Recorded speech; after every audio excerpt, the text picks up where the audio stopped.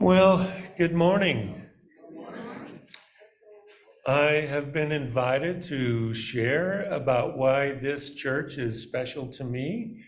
I've been coming here a very long time, so I'm happy and honored to talk to you about that.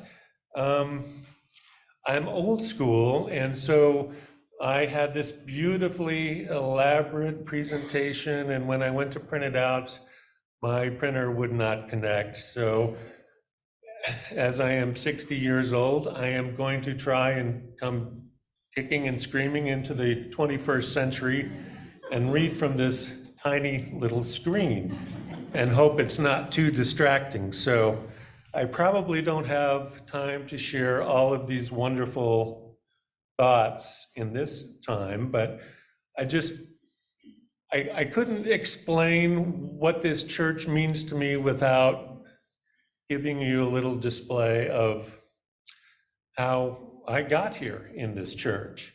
And so my relationship with this church began in 1979 when this church actually saved my parents' marriage.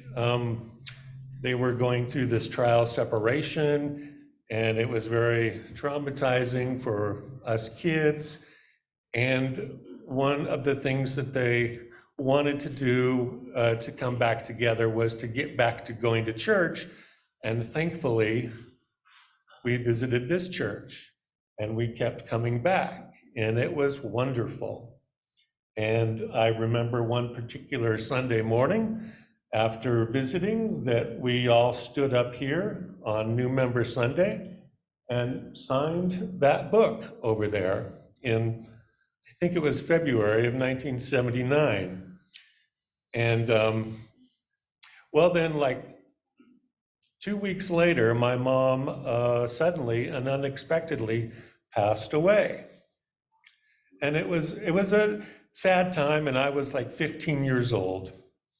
And I just have all of these wonderful lifelong memories of how this church and this congregation and Pastor Koob at the time lifted us up and carried us through.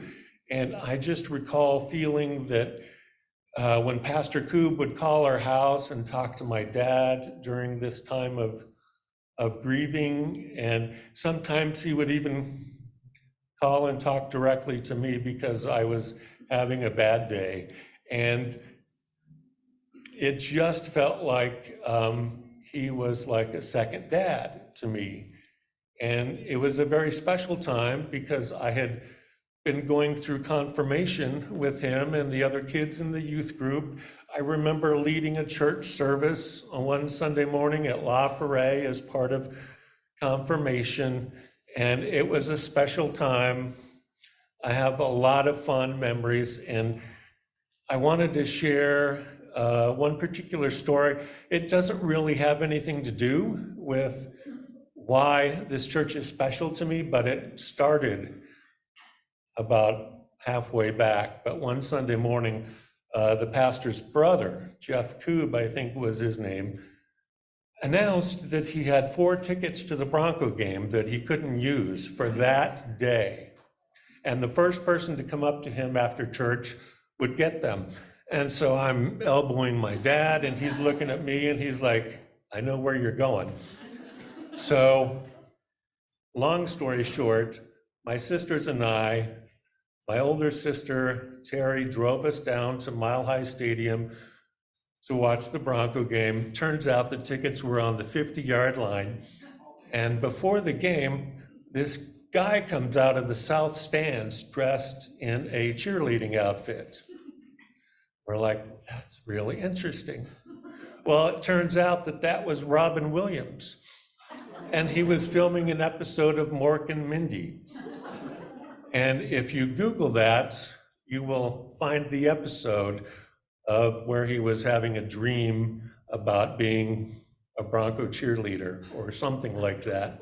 But I just wanted to share that. It's a very fond memory. And then memories of the other kids, the Knudsen sisters, David Jarks. You probably don't know who that is, but he comes up in a little bit as a fond memory. And then I became a senior in high school, and like a lot of high school kids, I kind of stopped coming, was exploring other things, and then I went off to college. And that was another transitional time for me. And I was away from home alone for the first time, and I didn't know anybody, and it was scary. And I met this guy named Bill in my dorm room, and he invited me to church and Bible study, and it was wonderful. And suddenly I had ready-made friends, and it was a nice time for a little while. But it really opened my eyes to a different kind of church and a different kind of experience. And it wasn't all good and happy. And it really made me question my family, my faith, even this church. And maybe they were too liberal or not right with God. And so I struggled because I just love everybody, and I wouldn't be the type of Christian to recruit you or try to save you. I didn't know it at the time, but it felt like being a Christian in a different church was like a checklist of do's and don'ts that were required to get into heaven. So I quit going to church. I dropped out of that church, and I didn't go to church for years. I was depressed and questioned my faith, and I loved my gay cousin, and this church was telling me that I had to try to save her. And so it was a difficult time. So fast forward a few years later, I'm living in Broomfield with my wife and two very small children, and there's a knock on our door. And it was about a week before Thanksgiving. And we open the door, and I see these friendly faces from a decade earlier that I recognized. And they had a big box of canned goods and a frozen turkey. And they said, "We're from the United Church of Arvada, and we want to give this to you for Thanksgiving." And I was very taken aback. And it turns out that the person who tipped them off was the receptionist at this people with disabilities agency that I had gone to and become a client.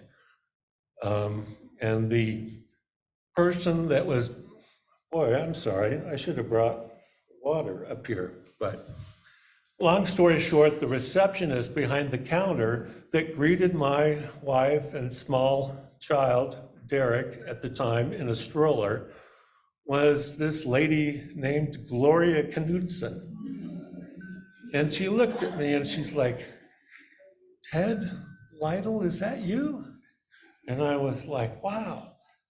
So she was the catalyst for the knock on my door. And I decided then it was time to come back to church. And I wanted to thank the congregation. And I did. And Jim Coop saw me, and he was so excited, he couldn't wait to introduce my family to this congregation. And then he told this story about my mother and a conversation that he had had with her when we joined. And my mother had said, "I really love this church, but it's got one flaw. There's no handbell choir. Every good church needs a beautiful handbell choir. We need to make that happen somehow." And so that's how we got this memorial handbell choir. So we visited sporadically, but we didn't really come back until 1999. I showed up for a Christmas Eve service. And there, greeting me at the door, is Ann Knutson. These Knutsons, they're just everywhere. But this time I was a single father. I had been divorced and I was raising 2 kids on my own. And I decided that I need to come back. And so we came back again on an Easter service. And I heard this whispering, and this woman comes up to me, and it's Lisa. And she's all excited. And I remembered her from youth group. So turns out, unbeknownst to me, when we were in the youth group, and I was slow, I didn't pick up on things, but she had a crush on me. Well, we became friends, and then we started dating. And that's how we got together. And I have been coming to this church continuously since about 2000, 24 years. And when I was sitting about halfway back, poking my dad, being antsy as a 15-year-old, 16-year-old, I never could have imagined that I'd be walking in these doors with my granddaughter one day. I couldn't even talk to girls, much less imagine having a granddaughter one day. So that's special, and it's special because my kids came here. My kids were raised in this youth group with you teachers. And now my granddaughter is experiencing that. And it really hit me one day because when she was like 5, we're coming down the hill on Sims, we're sitting at the light, and she looks up and she's like, "That's my church." And I thought, wow, this is cool. So fast forward, I had this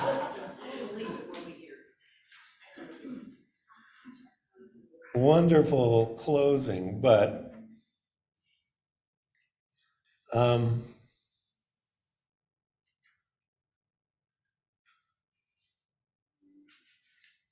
well, I just wanted to stress that, life is messy. We spend a lot of time talking about membership and fundraising, and people come and go, but the church is changing, and how do we keep people coming back? And like I said, I'm not the type of person to recruit or try to save you, but if you meet me or any one of us in here at the door with a smile and a handshake and get to know us, then you'll get to know God. And whether we come and go, there's many transitions. People will go off to college and they may not come back for a while. But let's not forget that the seeds that are planted in our children, in our Sunday school classes, could last a lifetime. And even when they're not with us and they're out exploring, living their life, and sometimes in dark places, in sadness, I promise you, as I did, I never forgot the people of this church, even when I was away for decades. And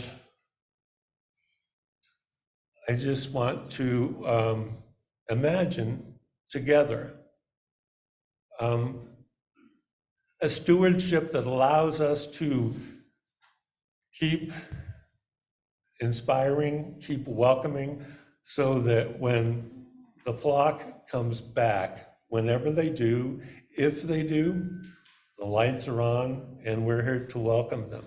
So It's a very special place for me. And I'm sorry. I have to share this story. I was on Facebook the other day, and I'm friends with David Jarks on Facebook, who was a member of the youth group in the early 80s. And he hasn't been back to church, but he had a post of Yo-Yo Ma playing the cello. And one of the songs, now I can't find it, something like that. He wrote in his Facebook post, "I'll always remember this song from my church growing up in the little yellow songbook. Just a tad more upbeat though." So, and he tagged several of us that were in the youth group at the time. And Lisa replied with a photo of the little yellow songbook that we have on our piano. And he replied back, "Yeah, that was a special place." So that's it. I survived without a printer and large print, so thank you very much.